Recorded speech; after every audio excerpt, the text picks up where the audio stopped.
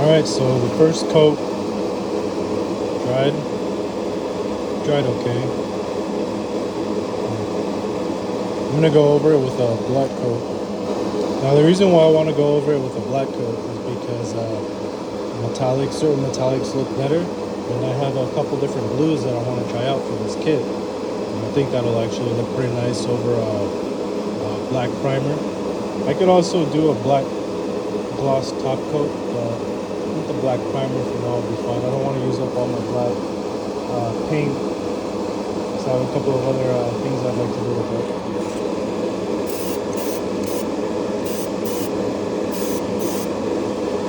Right off the bat, the coverage with the black is a lot nicer, that's for sure.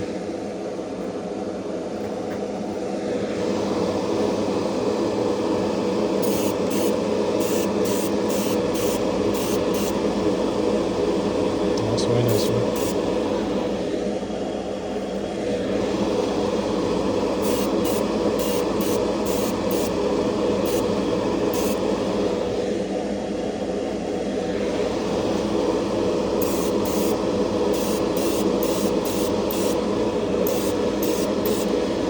I think black primer is also a lot more forgiving if you have any little imperfections left. I'm not sure. I mean, I could just be making all this stuff up. I got no idea what I'm doing here, but at least to my eye, it looks like, covers up a couple of the imperfections a little bit nicer.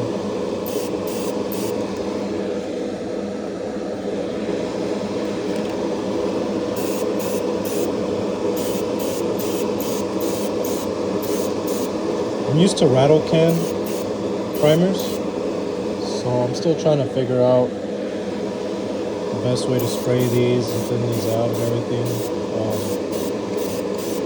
And all of that takes time and practice. So far, I'm really actually liking this Kaizo Wash-Free Airbrush. It's doing a really great job, especially with this black primer from Hobby Lobby, man. This black primer is actually really nice. I'll show you guys that bottle again. See right here. $7 for this container. It's 8.45 ounces, and it tells you to mix it 1-to-1 paint to thinner.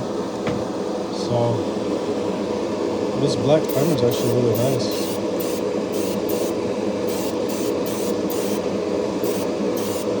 I kind of regret starting with the gray. I think I should have just started with the black in the first place.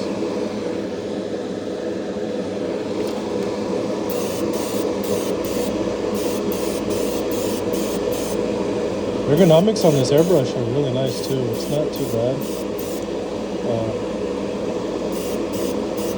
Depending on how you want to place your fingers, I find a grip like this kind of feels a little bit nicer.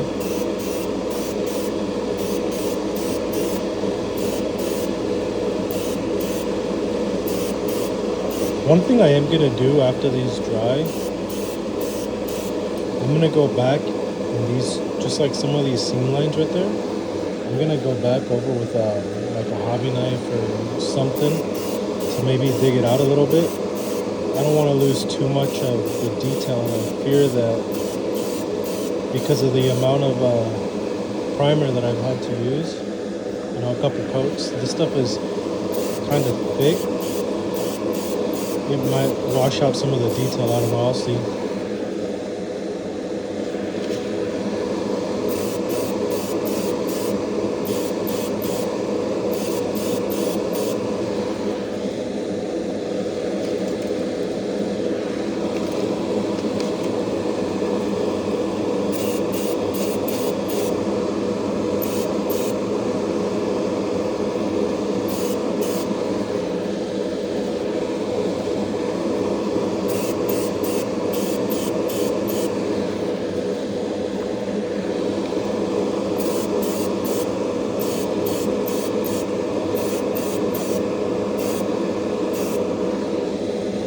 I'm hoping this black primer can fix a little bit of this issue I've been having right here too.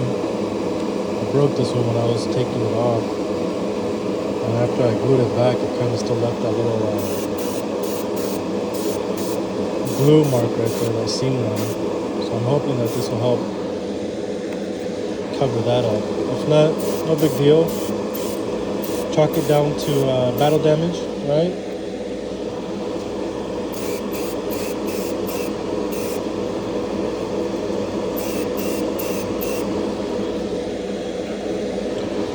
I like to put a newspaper in these paper grocery bags, cut them up, and put them on my my spray booth, because it makes the cleanup a whole lot easier. Later, I can just rip this part out right here. It's just held on with painter's tape. It makes cleanup so much easier when you're ready to swap this out, because after spraying for a bit, they get pretty dirty. The only thing that's difficult, you can't really clean, and you always have to be replacing, is that filter for the air, for the booth.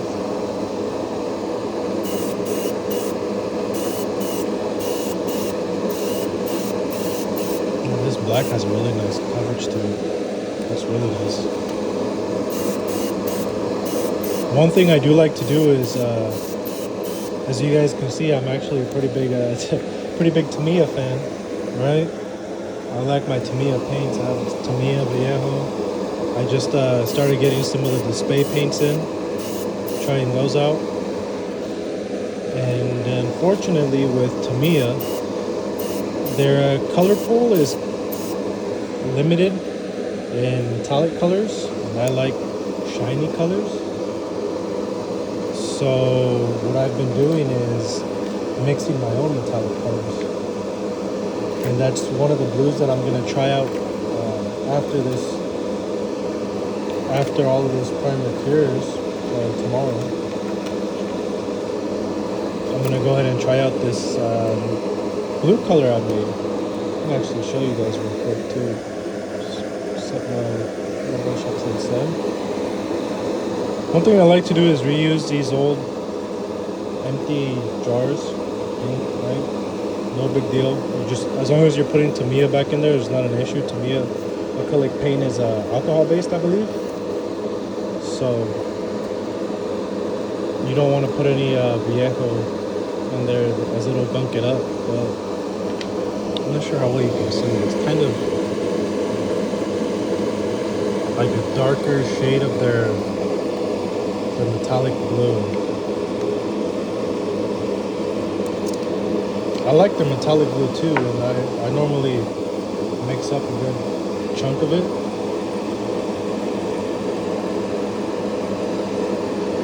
I go through this stuff a lot, and this metallic blue sprays really nicely over any black colors. So black primer, black gloss black paint sprays beautifully over it.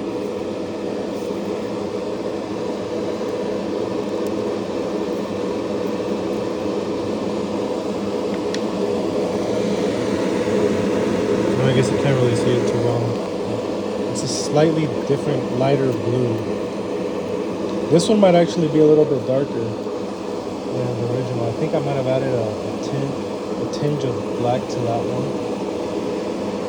This one has been unadulterated. This one is just pure metallic blue with some thinner.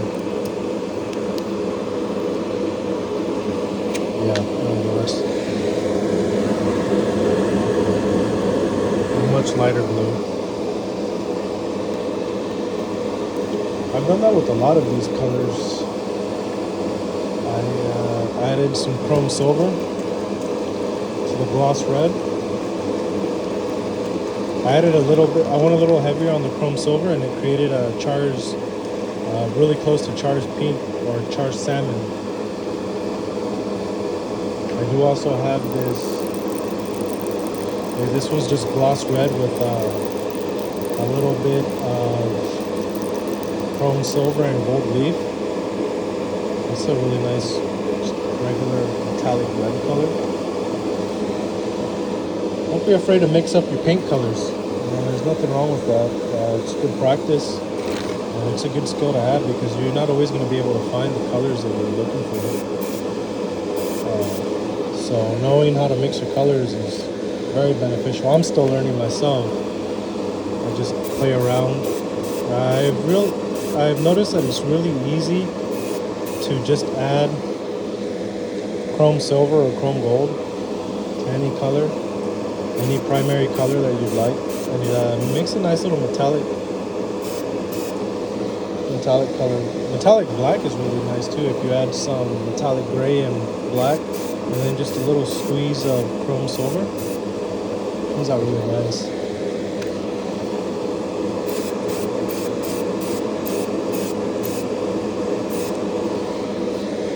I do have a couple of other paints on the way. I really wanted to try the SMS brand paints. They have some really cool pearl colors, pearl effect colors. So I went ahead and ordered some of those. They should be arriving here in a couple days. Along with that, I also ordered some of the Gallery paints that I've been wanting to try.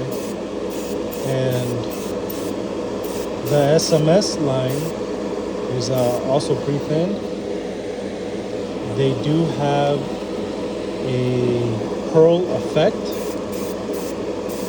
that you can just spray. I'm guessing it's sort of like a top coat. I ordered that as well to try that out. I really like putting that pearl effect on white.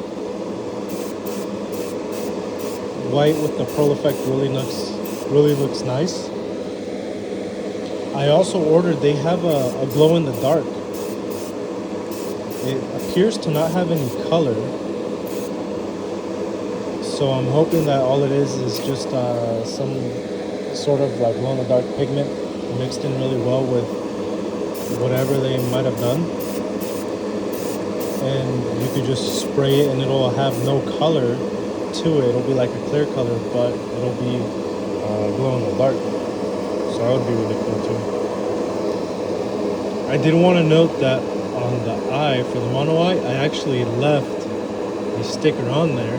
I'm going to paint it, but I wanted to see if that would kind of give it a sort of a 3D, a little bit more of a 3D effect, and maybe make it pop out a little bit more.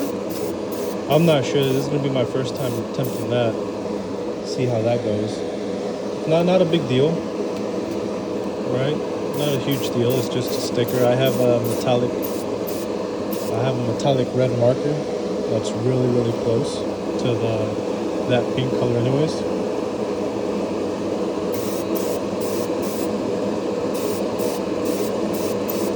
Yeah, this black primer sprays a lot nicer, a whole lot nicer than the gray. Way nicer, better coverage for sure. Which makes sense, right? It's a darker color, and the gray was going over dark colors, so it obviously struggled a lot more to cover anything up because, well, they're darker colors in gray.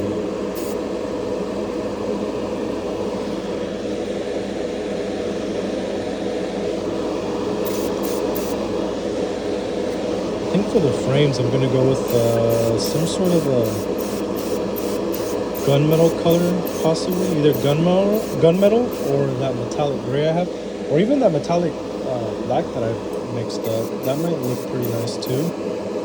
And then for these little tubes, I guess you would call them, I'm just gonna go ahead and hand paint those.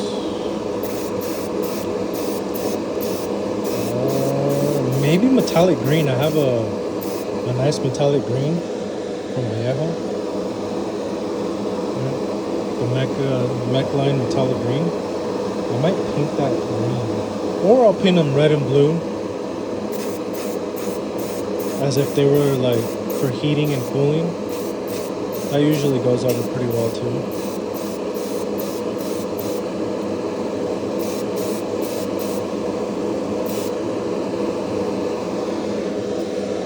The fun thing about kit bashing is you just do whatever you want. Try it out. Don't be afraid, right? So what if you mess them up? That's the whole point of the kits. You weren't going to do anything with them anyways. So you might as well just try something else. See if you like it. That tacky putty actually filled in that hole right there real nicely too. So I'm happy about that.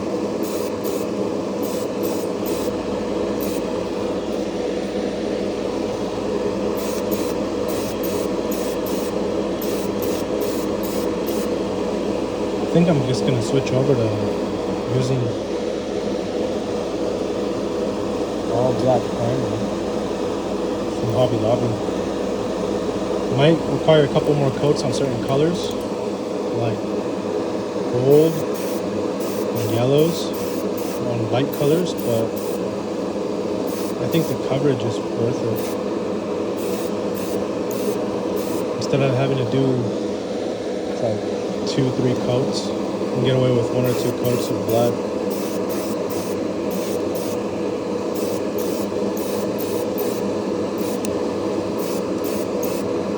I really like this shield from the police Zaku. When I first built it, I started trying to do some battle damage. It was one of the first kits that I attempted doing any battle damage with. And it came out pretty cool. I gave the Zaku some bullet holes on the shields and different parts of his body. I used a silver marker on some areas to give it like some wear and tear. Right? It's one of the first kits that I tried that with. It's really cool.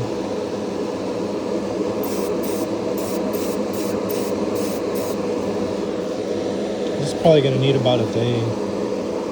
Oh, so with these parts, I really wanted to try out that new, because Hobby Lobby also came out with their own line of paints, right?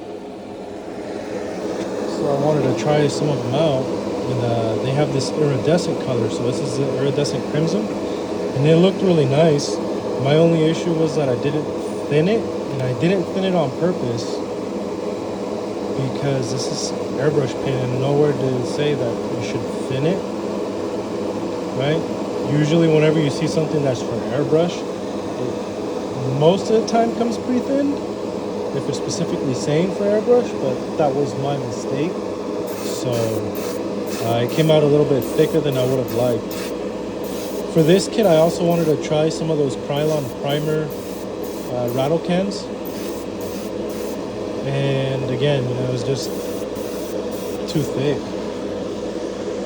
It was just too thick, and it left it raised too much, so I had to sand these pieces down a little bit so that way they would be more manageable.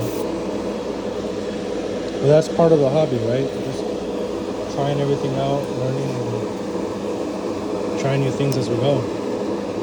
So now for the cleanup on this wash-free brush, right? Just slowly pull that out. Grab yourself a rag, microfiber, and just still clean this little area out as best you can. You shouldn't have to do that too often, but it's not a bad idea to do it anyways. And if you can, just be a little careful and try and maybe with tweezers or whatever you might be able to get in there and clean it out. It's just a good idea to try and maintain your tools as often as you can. Right? This is for your hobby, it's for your enjoyment, and if you have to replace it, or if you're losing a lot of time because you're having to clean it out or do all this extra stuff, it kind of sucks. Just like my airbrush, I have to clean that thing out every so often as well. Do a deep cleaning, just because sometimes the paint gets where, paint's fluid. It's fluid. It'll get into all kinds of different areas, and you have to clean it as best you can. But that's essentially how that goes. My setup is actually pretty cost effective, right? So this is a Vivor air spray booth. I got it off of Amazon. It's like 80-90 bucks, something like that. And then I bought this little air filter. It's an Iwata air filter. I picked that up as well out of Hobby Lobby when they had it on sale. And then my air compressor is just this nice little Vivor. It has a tank on it. You can adjust the pressure. It has a filter down at the bottom too for water, to release any water, right? So that's always good to have. And that's pretty much it for this video. I'll have some more after this, after these parts finish curing. Right. Oh, can't forget to clean off or make sure that this is clean. Yeah, it's clean enough.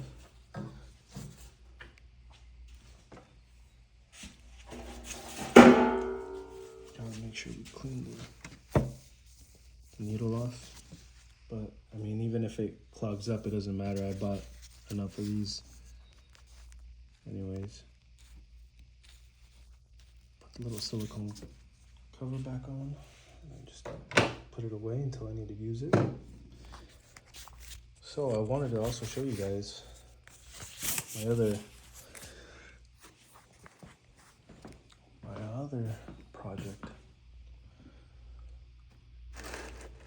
So I'm working on the MGSD Destiny, right? Box is right there. So all of this has been sprayed with, I believe it was the Display Semi-Gloss. It actually has a really nice finish to it.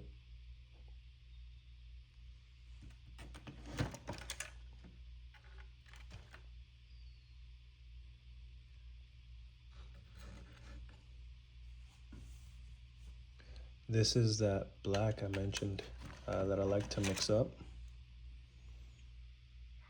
It's got like a nice little shine to it.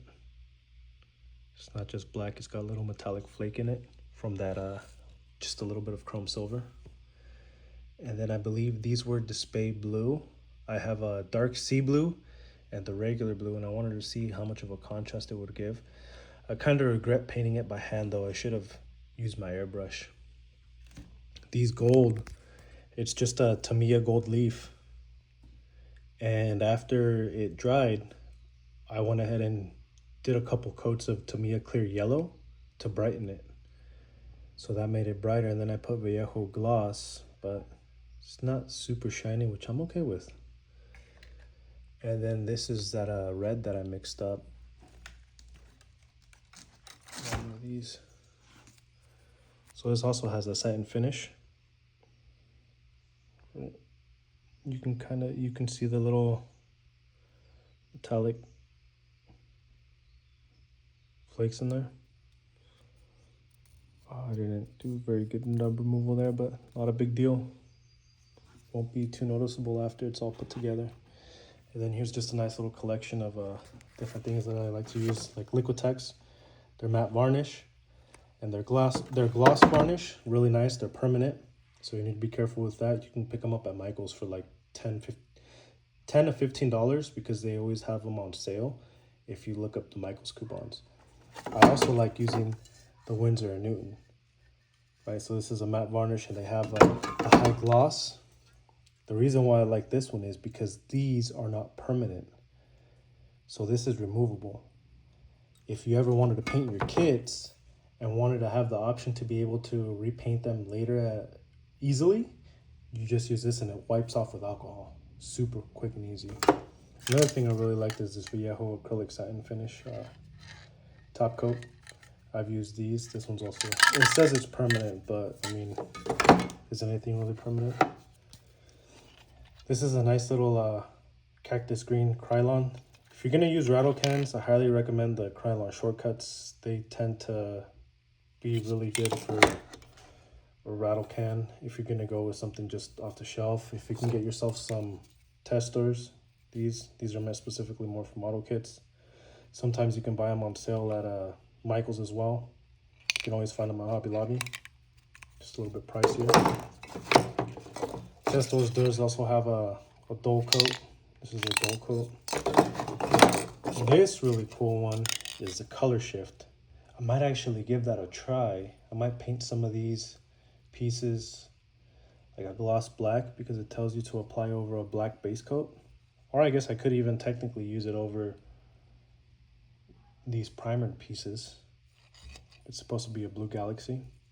I'm gonna probably order some of the SMS color shifter lines too that they have, something similar. This Tamiya white, it's a white pearl white. It's also really cool. I like using this on white on white kits, so anything that I don't want to paint and just leave it that way, but I don't want to mat it out, I'll use that. To me, it does also have this pearl clear, so it won't give that white tint. It doesn't have like that white paint to it, right? It's just a pearl clear coat that goes over. I tried this. I really thought that because it has the 5-in-1 that it might work out really well. And it can, you just have to make sure you let your pieces cure for a couple days to a couple weeks, because this enamel will eat the paint and it will make it bubble. I learned that out the hard way. But that's all I have for you guys today. Thanks for joining me.